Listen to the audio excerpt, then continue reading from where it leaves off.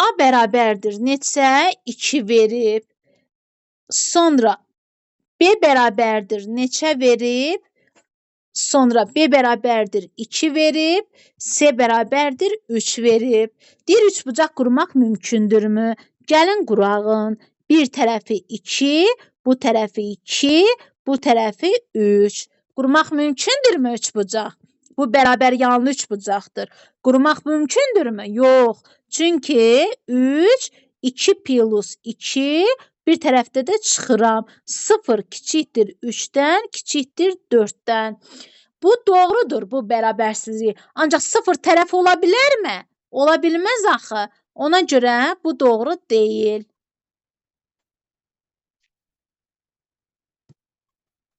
Sonra keçəlim ikinciyə.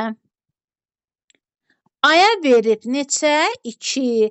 B-yə verib 3. C-yə verib 4. İndi gəlin baxaq. 2-dir, 3-dür. Eləməyin. 2-dir, 3-dür, 4-dür. Oturacaq haradır? Elə hesab eləyin ki, taxtadan bir dənə fiqur düzəltmişəm. Onu gətirib qoyuram stolun üstünə.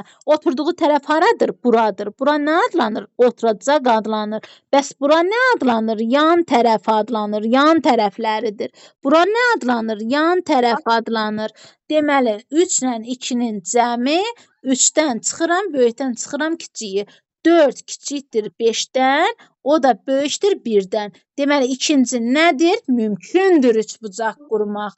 İndi gəlin keçəyin, siləyin. Üçüncüyə, görək üçüncüdə qurmaq mümkündürmü? Bunu da siləyin. Aha, üçüncüyə keçəyin. A bərabərdir 3-ə. B bərabərdir 7-yə, C bərabərdir 11-ə. Gəlin üçbucaq qurağın. İndi bura 3-dür, bura 7-dir, bura 11-dir. Ortadakı oturacaq, kənardakı yan tərəflərin cəminə bir dəfə də böyükdən çıxıram kiçiyi. 4, 11, 10. 10, 11-dən böyükdürmü uşaqlar? Burada böyükdür deyir. Böyükdürmü? 11 ondan kiçikdirmi? 4-dən böyükdür, bilirəm. Bəs yaxşı, 11 ondan kiçikdirmi? Xeyr. Deməli, üçüncü nədir? Yanlışdır. İndi gəlin siləyim bunu.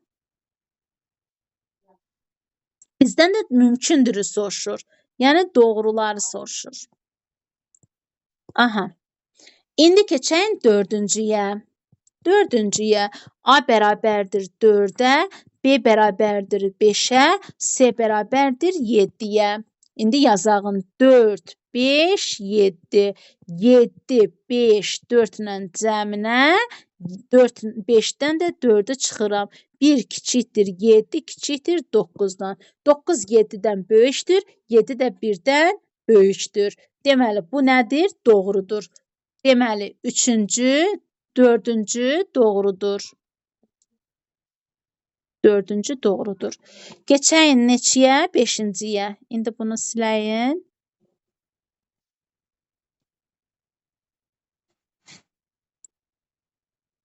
Aha. Deməli, A bərabərdir neçəyə? 5-ə. B bərabərdir neçəyə? 7-yə. C bərabərdir neçəyə? 10-a. Silməyin bunu. Aha, indi bura 5 verib, bura 7 verib, bura oturacaqdır, böyük tərəfdir. Deməli, 10, 7 ilə 5-in cəmi, böyükdən də kiçiyi çıxıram bir tərəfdə. 2 kiçikdir 10, kiçikdir 10 2-dən. 12 10-dan böyükdür, 10 da 2-dən böyükdür. Bəli, 5 də nədir? Doğrudur, mümkündür. Deyir, hansı ölçülərə uyğun üçbucaq qurmaq mümkündür? 2, 4, 5. Harda verilib? 2, 4, 5. 2, 3, 3'ə baxın bir-bircə dəqiqə. 3'ü baxmamışam. Biz harda düzgün eləmədik, yoxsa düzmü elədik? Baxın, 3, 7, 11. 3 olmalıdır bəlkə. 11, 7 ilə 3-ün cəmi 7-dən 3 çıxıram. Bu doğru deyil axı. Bu doğru deyil. üçbucaq qurmaq mümkündür. Səhv veribdir burada sualı. Peçatda səhv gedir. Mümkün deyil o deməkdən mümkündür deyir. Başa düşdünüzmü uşaqlar? Aha, Bəli. indi keçək neçəyə? Nömrə 10-a. İndi məsələn birincidə belə bir üçbucaq veribdir. Bu necə üçbucaqdır? Dedim ki, belə işarə varsa 90 dərəcə adlanır. 90 dərəcəli üçbucağa düzbucaqlı üçbucaq deyilir. Bura alfadır. Bura 40 dərəcədir. Üçbucağın daxili bucaqlarının cəmi 180 dərəcədir. Daxil nə deməkdir? Adam adama deyir ki, daxilin təmiz olsun. Daxil iç deməkdir. Üçbucağın daxili də onun içərisindəki bucaqlar deməkdir. Bu neçə dərəcədir? 90 dərəcədir. Bu 90, bu 40. Neçə elədi cəmi? 130 elədimi? Cəmi də 180 olmalıdır. 180-dən də 130-u çıxanda 50 dərəcə qaldı mı? Deməli, alfam neçə dərəcədir? 50 dərəcədir. Başa düşdünüz? İndi gəlin riyazi yolla hesablayaq. Alfa plus 90, bu düzbucaq neçə dərəcə deməkdir? 90 dərəcə deməkdir. Plus 40 dərəcə, daxili bucaqların cəmi də, iç bucaqların cəmi də 180 dərəcədir. Alfa plus 90 ilə 40-ı toplayıram, eləyir 130 dərəcə, bərabərdir 180 dərəcəyə. Müəllim üstə gələksə aşağıda olur çıxma. Alfa bərabərdir 180 dərəcə çıxılsın 130 dərəcə. Bu da nəyə bərabərdir? 50 dərəcəyə. Alfa neçə dərəcə oldu? 50 dərəcə oldu. Bu da həll yolu. Əvvəlki də tez hesablama yolu şifahi. İndi baxağın ikinciyə. İndi körbucaqlı üçbucaq verib. Bu necə bucaqdır? Kör bucaqdır. Kör bucaq nəyə deyilirdi? 90 ilə 180 arasında qalan ədədlər kör bucaqlardır. Yəni 90 dərəcədən böyük, 180 dərəcədən kiçik olan bucaqlar kör bucaqlar adlanır. Və bunu da birləşdirək. Necə üçbucaq oldu? Körbucaqlı üçbucaq oldu. Bura alfadır. Bura 30 dərəcədir. Burada 20 dərəcədir. İndi alfa plus 30 plus 20 dərəcə cəmi də nəyə bərabər olmalıdır? 180 dərəcəyə. 30 ilə 20-ni toplayıram, eləyir 50 dərəcə, bərabərdir 180 dərəcəyə. Üstə gələksə aşağıda da çıxma olur. 180-dən çıxıram 50-ni, eləyir 130 dərəcə. 130 dərəcə harda var? B variantında. 2 tire yazıram, B variantı.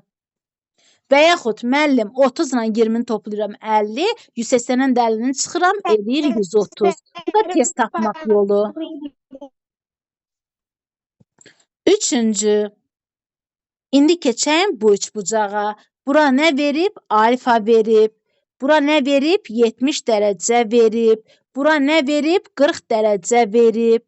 İndi 70 dərəcənin üzərinə gəlirəm 40 dərəcəni, eləyir 110 dərəcə, 180-dən də çıxıram 110 dərəcəni, şifahi tapanda eləyir 70 dərəcə.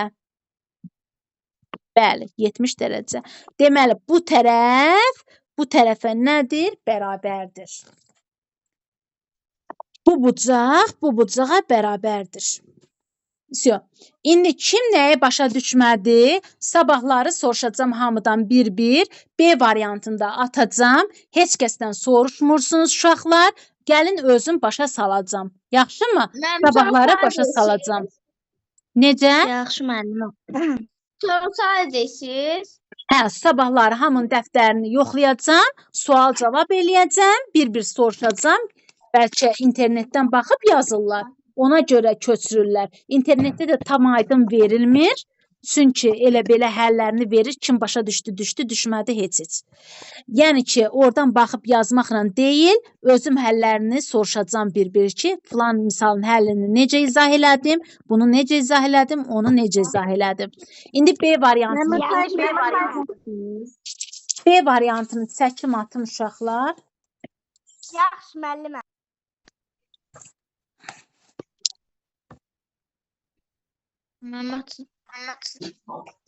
Yəni, kaydediləndirəm.